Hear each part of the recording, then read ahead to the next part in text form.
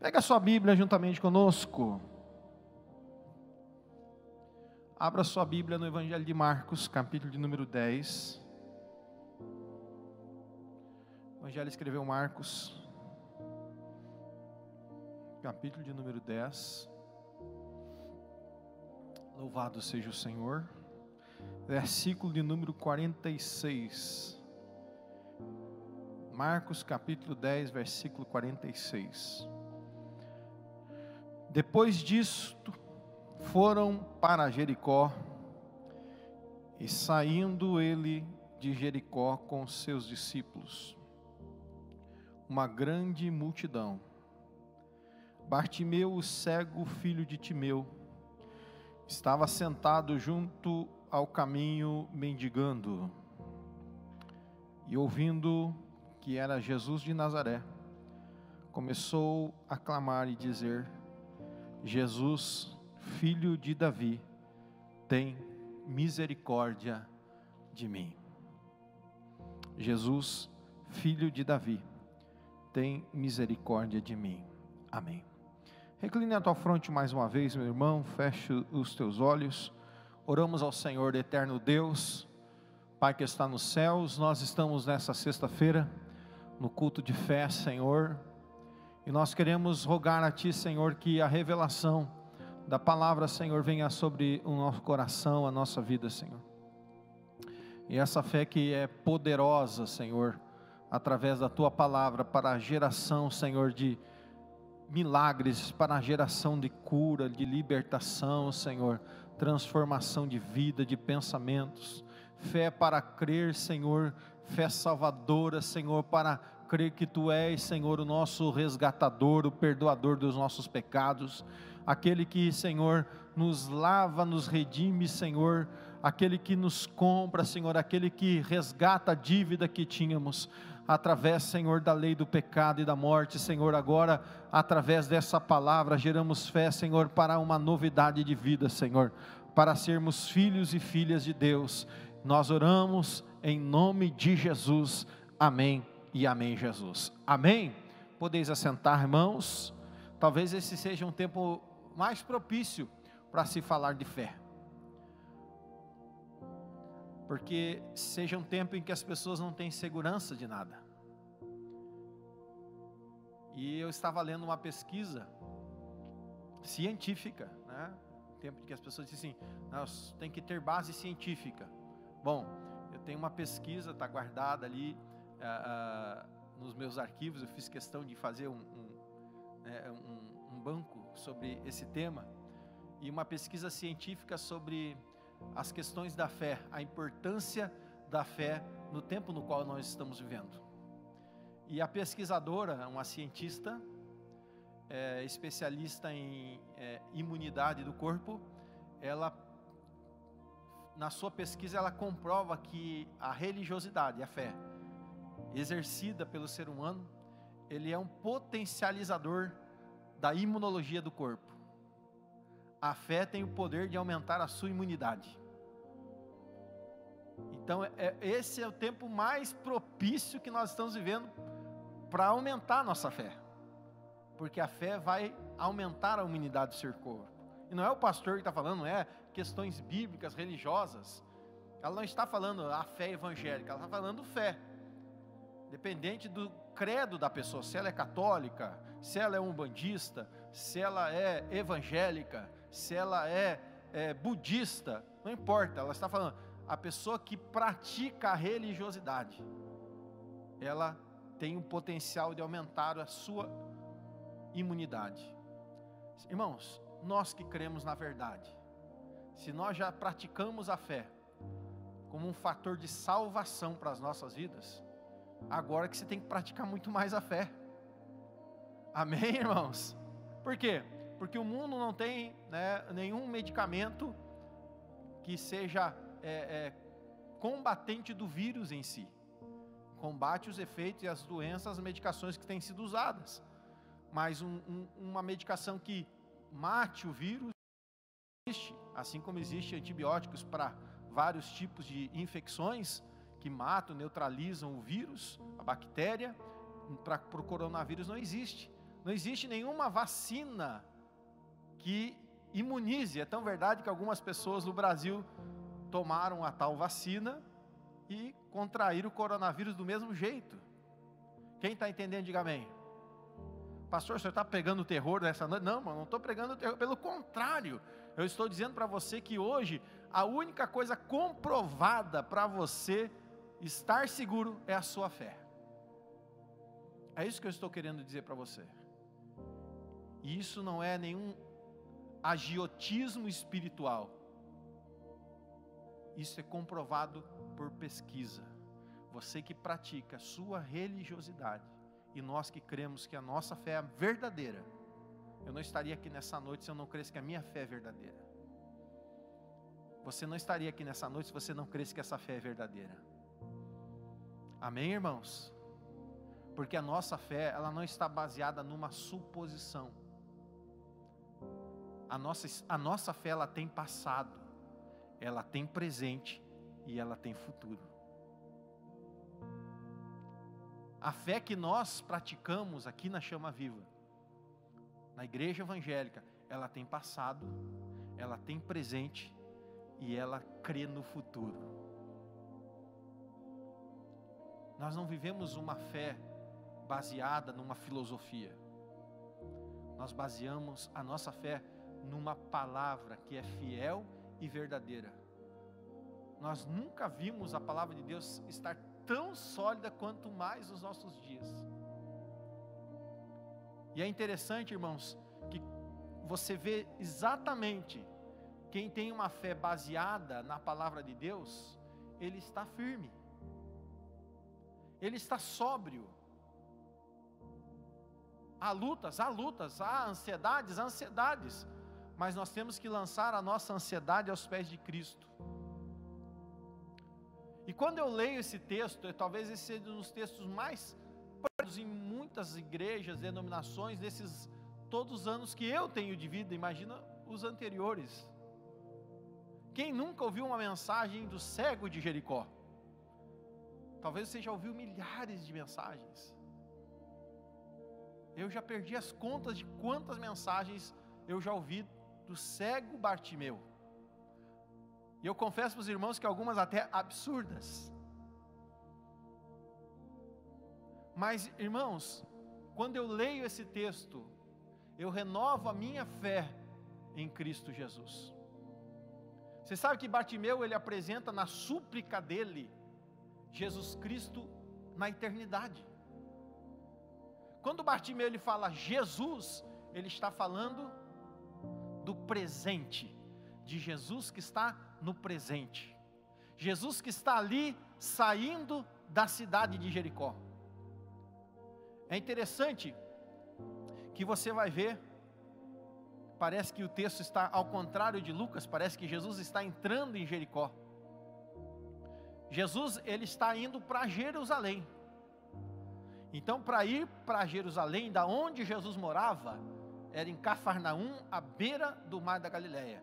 Você subia para Jerusalém, porque Jerusalém ficava edificada sobre os montes, ali na chamada península do Monte Horebe, aonde ali Davi ofereceu aquele sacrifício.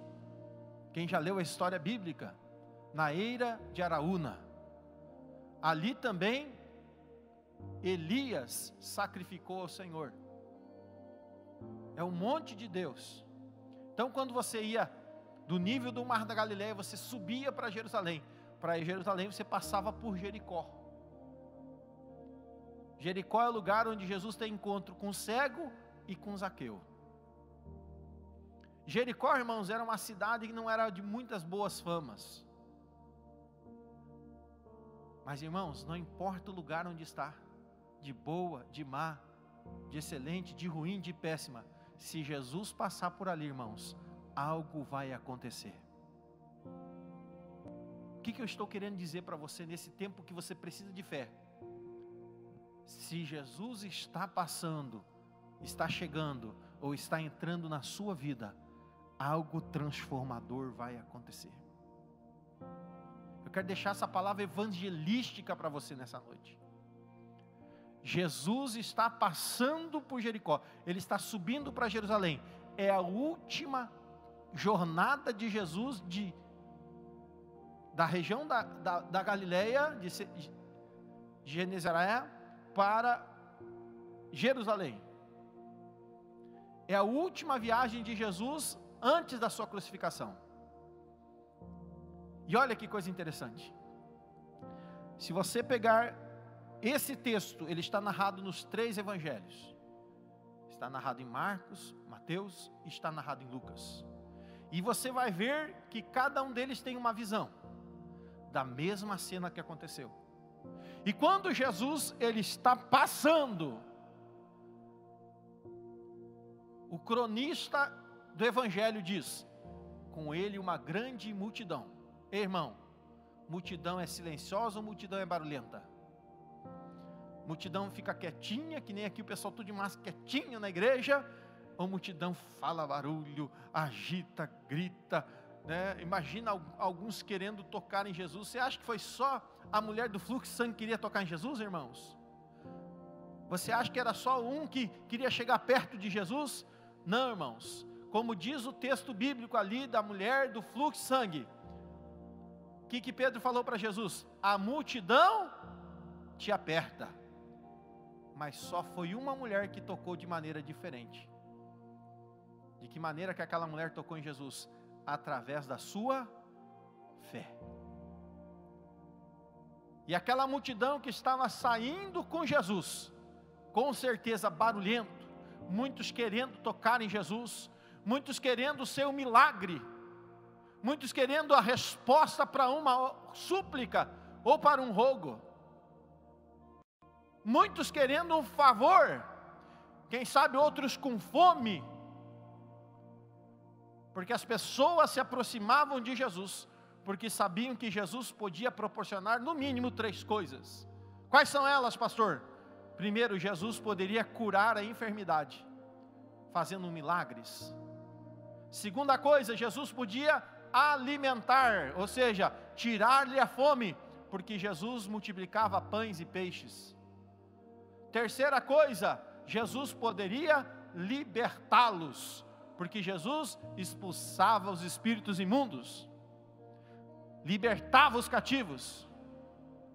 Então as pessoas se aglomeravam próximo a Jesus, pelo menos por 3 razões. Mas havia uma 4ª razão, de pessoas que sempre buscavam estar com Jesus. Qual era, pastor?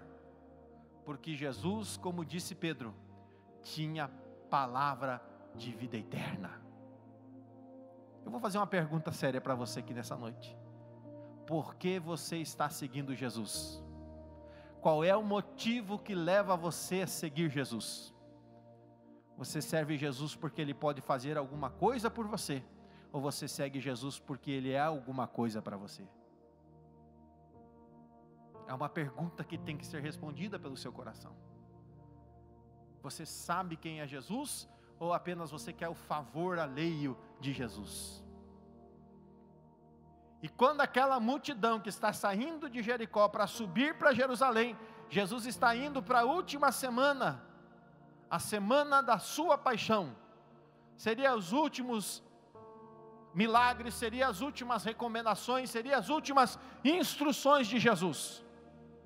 Você pode acompanhar isso nos textos. João vai falar com muita propriedade dessa semana crucial de Jesus antes da sua paixão. Uma multidão seguindo Jesus, barulhenta. E havia aqui, o texto de Marcos diz, havia o filho de Timeu, que se chamava Bartimeu. E na verdade, alguns dizem que não é o seu nome, é apenas a conotação de Bar, que significa filho em hebraico, ou seja, o filho de Timeu. E a Bíblia diz que todos os dias, no entendimento do evangelista Lucas, ele ia, se assentava à beira daquele caminho. Geralmente os que necessitavam da mendicância, eles se assentavam junto às portas da cidade. Por quê? Porque não é que nem nos nossos dias, que nós temos um centro comercial. Nós queremos alguma coisa, nós vamos ao centro comercial. No tempo de Jesus, os comércios eram realizados nos portões da cidade. Os juízes julgavam nos portões da cidade. Então era nos portões da cidade que havia a maior aglomeração das pessoas. Apesar de nós hoje termos um número muito reduzido de pessoas cegas, que estão na mendicância, no tempo de Jesus, muitos cegos. A poeira do deserto cegava muitas pessoas. Então era nos portões das cidades que os necessitados da mendicância, eles sentavam-se e esperavam o favor alheio, porque não havia nenhum tipo de seguridade social que nem nos nossos dias.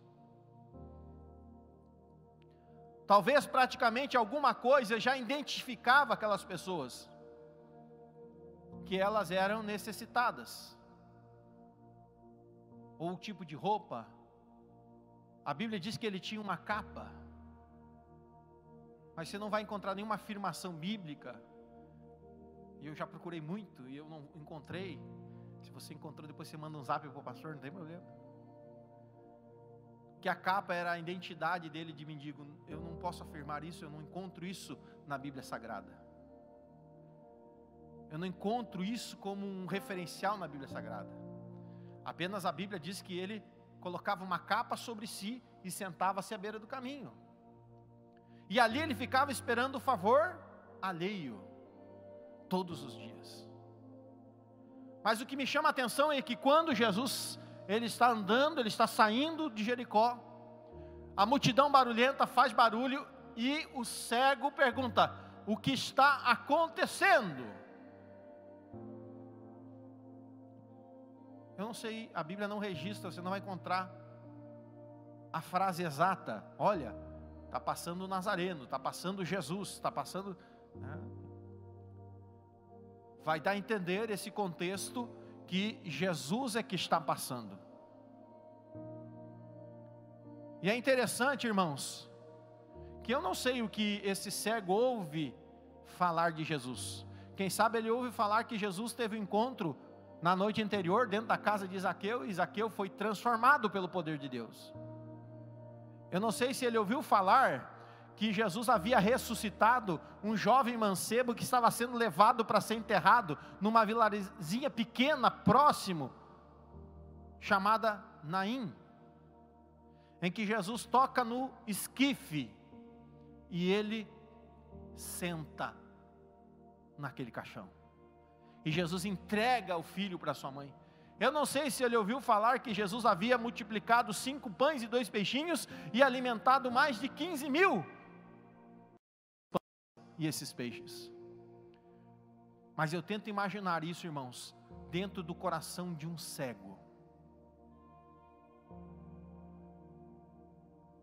Quem sabe ele começou a pensar assim: puxa, ele começou a fazer, irmãos, conta de cabeça, e ele começou a dizer no seu coração: bom, se Jesus consegue ressuscitar morto, dar vista para mim não é nada.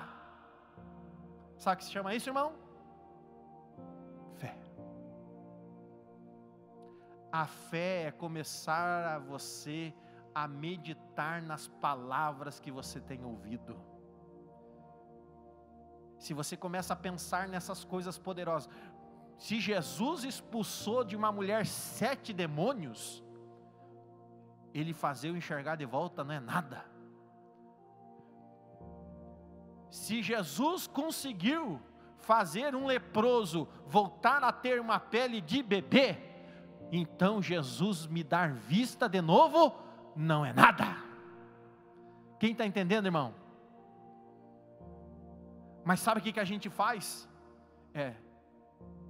Acho que mais uns 50 se contaminaram hoje. Meu Deus, eu vou me contaminar também. Se a empresa do fulano quebrou, a minha vai quebrar também. Ei, meu irmão, você precisa olhar a palavra de Deus e você começa a moer lá dentro do seu coração e dizer: não, se Jesus deu vitória para o irmão, também vai dar vitória para mim. Se Jesus fez aquilo que era impossível para os homens, meu Deus, fazer isso por mim não é nada, porque meu Deus é maior. Aleluia, Jesus. E aí sabe o que aquele cego começou a fazer, irmãos? Ele começou a gritar. Irmãos, e não é qualquer gritinho não.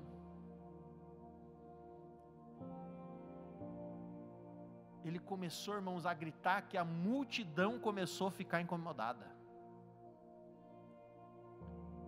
Ele começou a gritar tanto que começou a perturbar as pessoas.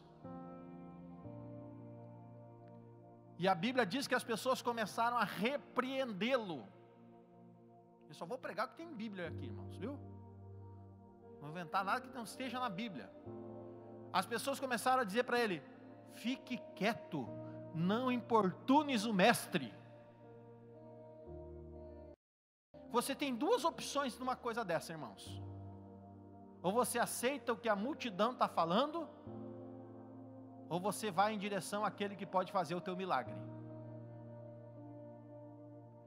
Ou você grita até que ele te ouça. Sabe o que me faz lembrar aqui no texto, irmãos?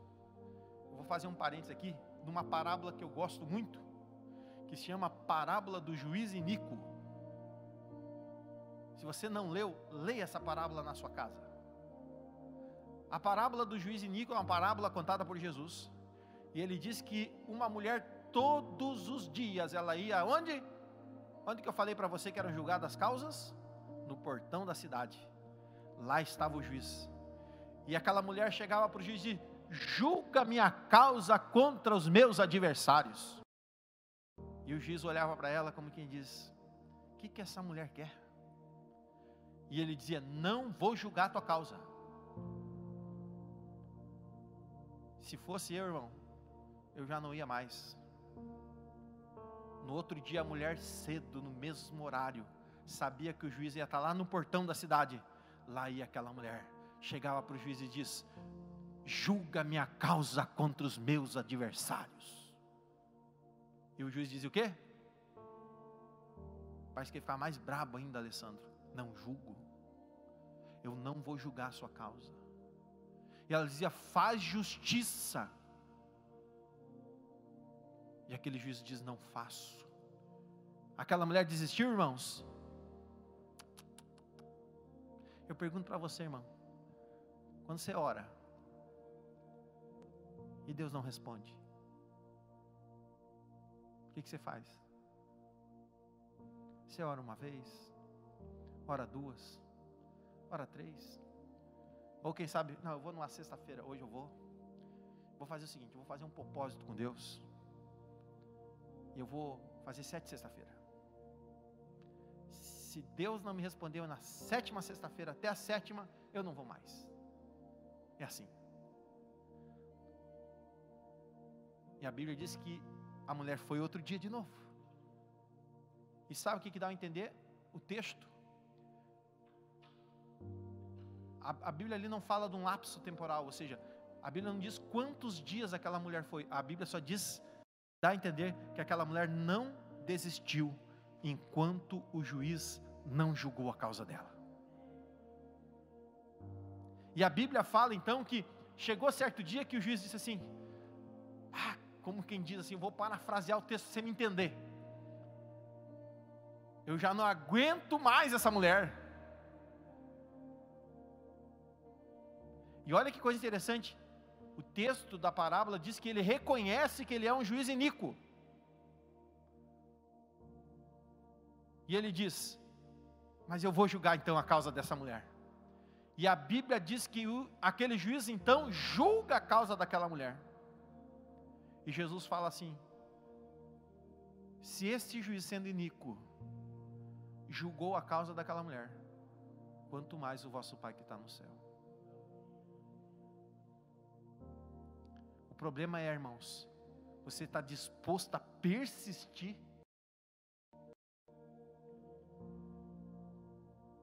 Você sabe que a palavra persistência, eu gosto muito de uma colocação que diz que persistência é permanecer paciente sem desistir. É permanecer paciente sem desistir. Aleluia. A multidão estava dizendo para o cego: fique quieto, não importunes o mestre. E quanto mais diziam para ele ficar quieto, mais alto ele clamava: Jesus, filho de Davi, tem misericórdia de mim. 3 palavras revelando eternidade em Jesus. Jesus no presente, filho de Davi, Jesus no passado, misericórdia de mim, Jesus no futuro, em ação de graça sobre a vida dele. Você está entendendo, meu irmão? Jesus, Tu és o mesmo ontem. Jesus, Tu és o mesmo hoje. Jesus, Tu és o mesmo eternamente.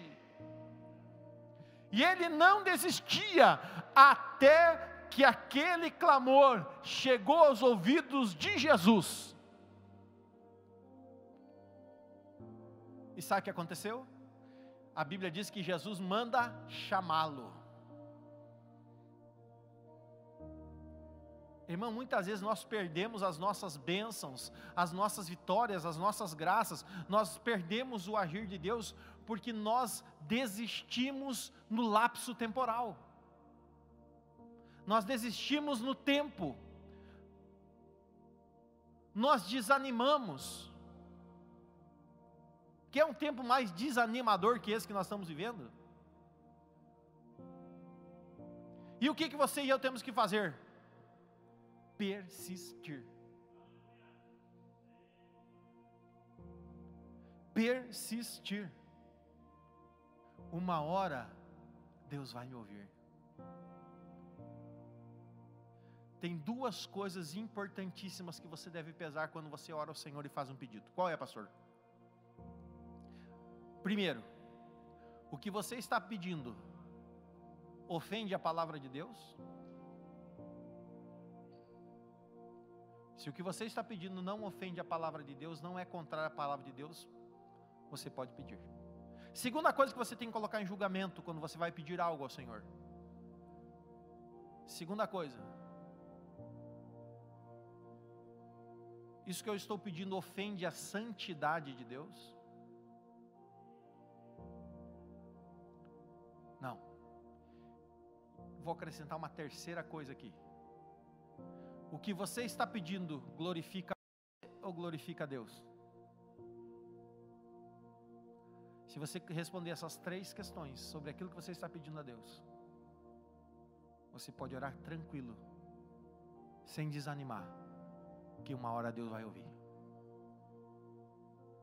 Se tudo que você está pedindo é de acordo com a palavra de Deus, se você está pedindo não ofende Deus em sua santidade, e aquilo que você está pedindo não vai glorificar a Deus quando o resultado vier, então, irmão, pode pedir, pede, mas pede sem desanimar, pede perseverando.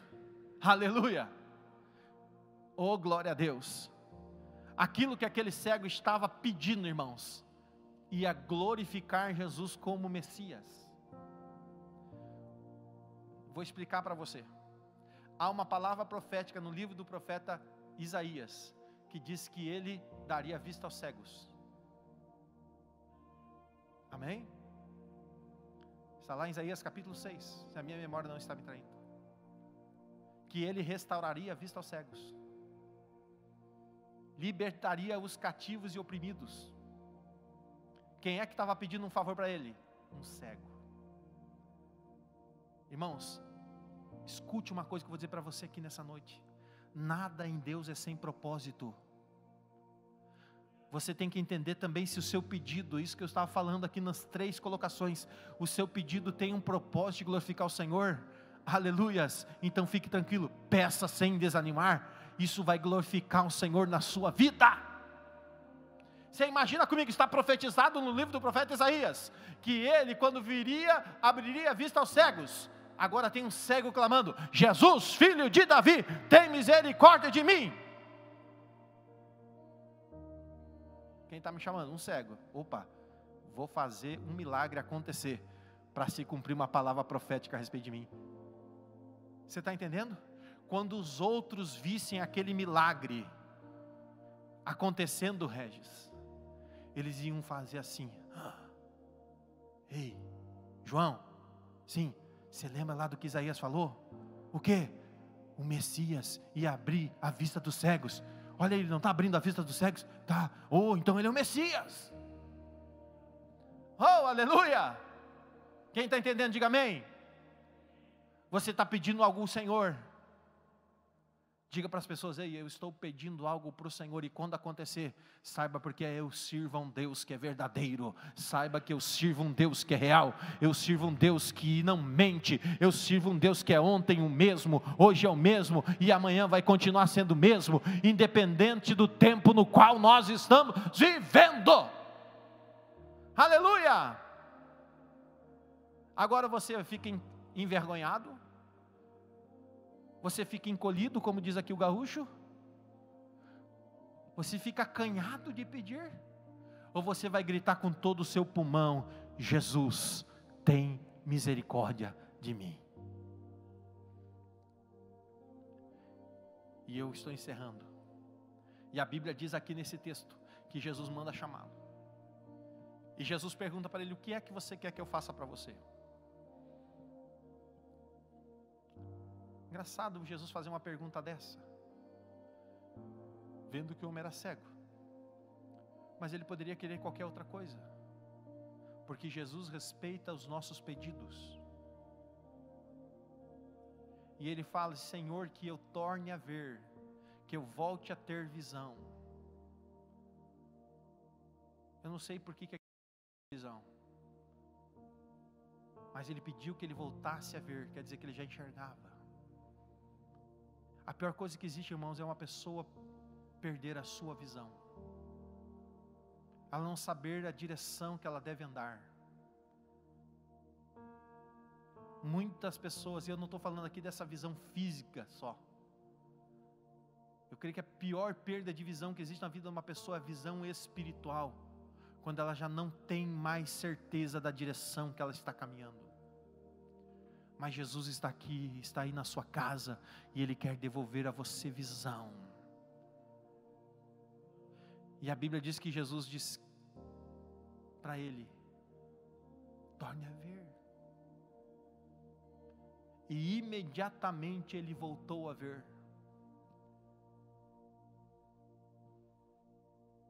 Mas você sabe, irmão, que para mim esse não é o maior milagre. Às vezes nós ficamos impactados com os milagres naturais que são realizados. Milagres naturais podem acontecer todos mediante você crer, ou até mesmo uma pessoa crer por você.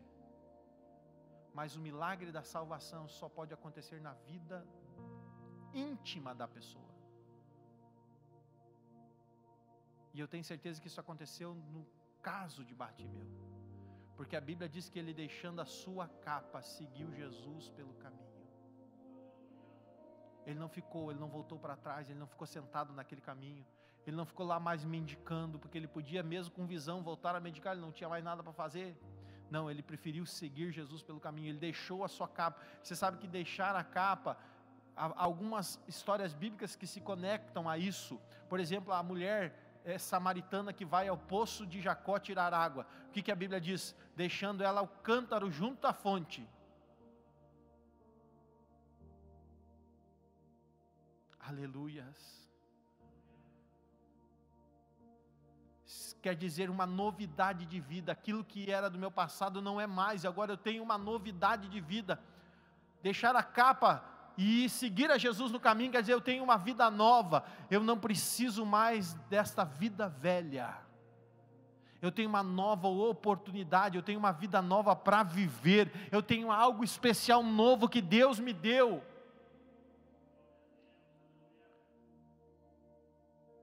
Muitas vezes as pessoas recebem uma dádiva de Deus, mas elas voltam exatamente para o mesmo lugarzinho que elas estavam antes. elas recebem uma dádiva, como está aqui no texto bíblico, uma nova oportunidade de viver algo excelente de Deus. Deus tem coisa nova para você. Deus tem um caminho novo para você. Mas a escolha de clamar é sua. Aquele cego poderia ter ouvido aquela multidão, ele poderia ter ouvido, olha, é Jesus que está passando, e não ter feito nada. Continuaria no caminho até hoje. Você pode fazer a mesma coisa, irmão. Jesus não obriga você a crer nele. Jesus não obriga você a exercer a sua fé. Jesus não obriga você a viver uma novidade de vida com ele. Eu vou falar uma coisa que talvez vai chocar você, mas eu não posso ser irresponsável com aquilo que Deus tem colocado no meu coração. Tem muitas pessoas que vão estar sentadas aí como você e nunca vão conseguir viver algo novo de Deus na sua vida, porque isso não é uma decisão do pastor, isso não é uma decisão da igreja, isso não é uma decisão nem de Deus, e nem de Jesus, e nem do Espírito Santo. Essa é uma decisão sua. É uma decisão sua se libertar da posição que você está, do mesmo que você está vivendo, e viver algo novo com Deus. De você viver o excelente de Deus. De viver algo diferente a cada dia com Deus. De se colocar numa posição de ser usável por Deus.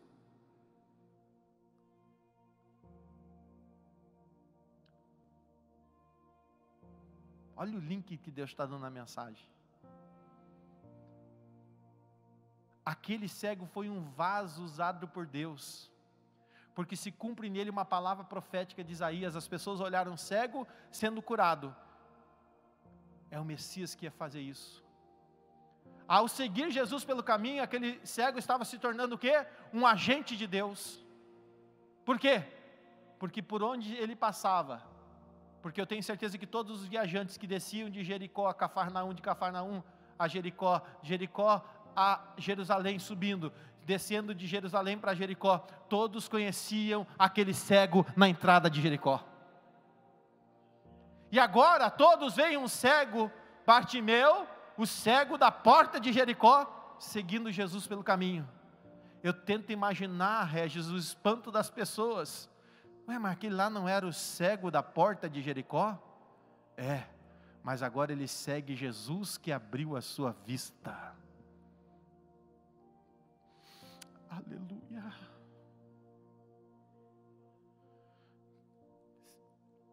Você está entendendo que Deus está falando conosco aqui nessa noite, meu irmão?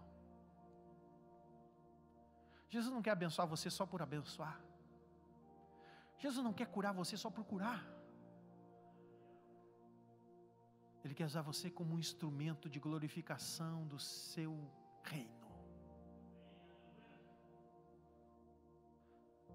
Jesus quer que as pessoas olhem para você e vejam a obra que Ele fez na sua vida.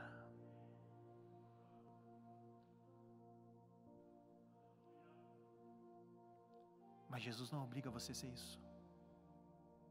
E colocando agora o ponto final, eu convido você a ficar em pé. Eu estou encerrando o culto. Você sabe quando você abre a Bíblia, lá no livro do profeta Isaías. E eu falei capítulo 6, mas na verdade é capítulo 9 em diante, que vai falar de Jesus como o nascimento do Messias. No capítulo 6 vai ter lá o grande encontro de Isaías com a glória de Deus. Isaías era um homem que ele diz assim: eu sou um homem de impuros lábios. E ele se achou o mais miserável dos homens. Ele reconheceu as suas misérias.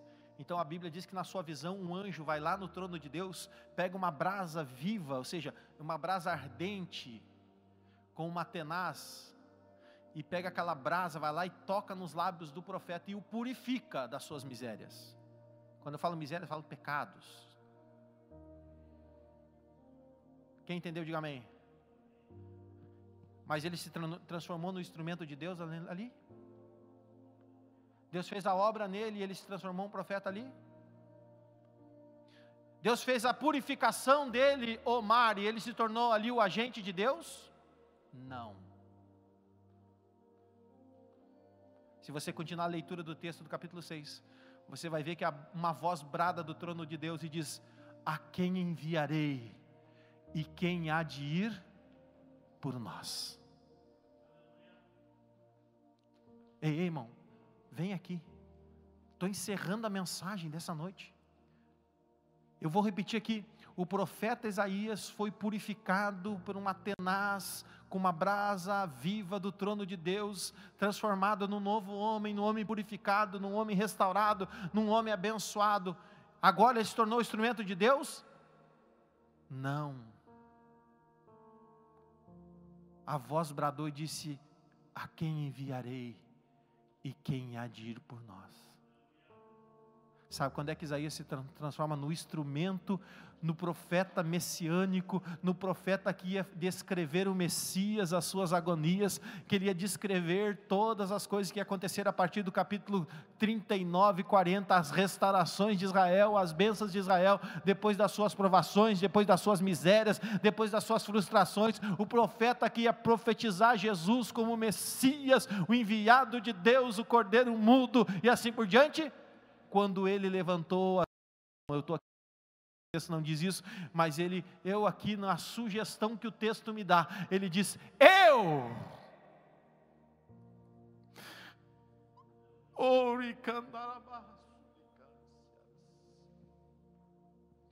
envia-me a mim. Aleluias. É uma decisão sua ser alguém que vai ser usado por Deus. Tem gente até hoje que não é usado, está aí com o seu ministério travado, porque ele quer que alguém pegue ele e diga: agora vai e faz, meu filho. Não, a disposição é sua. A obra está dizendo: ei, olha, os campos estão brancos para a ceifa, e os ceifeiros são poucos. A quem enviarei? E quem há de ir por nós? Mas são poucos que têm coragem de seguir Jesus pelo caminho. Muitos de nós queremos que os nossos olhos sejam abertos. Muitos de nós querem que as nossas vidas sejam restauradas. Muitos de nós querem que as nossas vidas sejam purificadas. Mas Deus tem muito mais. E se você não quer ser apenas um cego restaurado, meu irmão, você que está em casa, eu falo a mesma coisa para você. Se você não quer ser só um cego restaurado, se você quer ir muito além disso, feche os teus olhos agora. Põe a mão sobre o teu coração. Conte para Jesus, fale, grite. Abra o teu coração para o Senhor e diga para Ele. Diga para o Senhor nessa noite. Eu sei que nós precisamos de restauração, eu sei que nós precisamos de visão, eu sei que nós precisamos da bênção, do milagre, nós precisamos da provisão. Mas e o mais? Será que você não quer o mais? Deus está precisando de agentes nesse tempo. Senhor, eu não conheço o coração dos teus filhos. Senhor, eu não conheço as suas misérias, as suas frustrações, as suas ansiedades. Eu não conheço as suas necessidades. Eu não sei o que se passa no seu coração, quais são as suas agonias, aflições. Eu não sei quais são, Senhor, meu Deus, as suas angústias. Porque a tua palavra diz que muitas são as angústias do justo. Muitas são as provações, mas eu amo porque a palavra traz a própria resposta. Mas o Senhor o livra de todas. Muitas são as aflições do justo, mas o Senhor o livra de todas.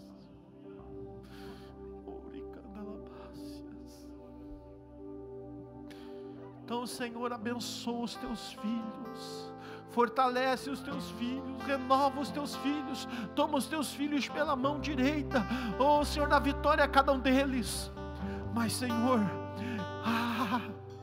o rogo do meu coração nessa noite, que assim como o cego deixou a capa junto àquele caminho e saiu atrás de ti, assim como a mulher samaritana deixou o cântaro junto ao poço, Senhor, oh, nada prenda os teus filhos, nada segure os teus filhos de serem, Senhor, instrumentos, e que eles possam levantar as suas mãos e dizer: eis-me aqui, Senhor, aleluia, eis-me aqui, Senhor, eis-me aqui, Senhor.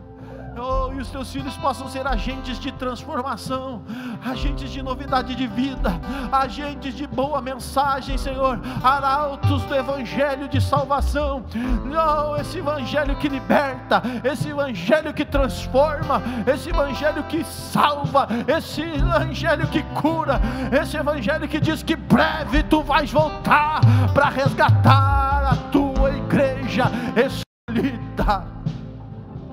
Então, Senhor, nessa noite nós abençoamos a cada um dos teus filhos, ministrando esta palavra que colocaste ao nosso coração, que procedeu de ti, Senhor, e fortalece, os anima, os ajuda, Senhor, abençoando a sua casa, abençoando a sua família, fortalecendo-os na força do teu poder, Senhor.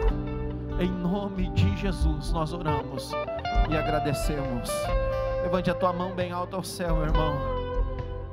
Que o grande amor de Deus, a paz de nosso Senhor e Salvador Jesus Cristo e as consolações do Espírito Santo seja com cada um de vocês hoje e sempre.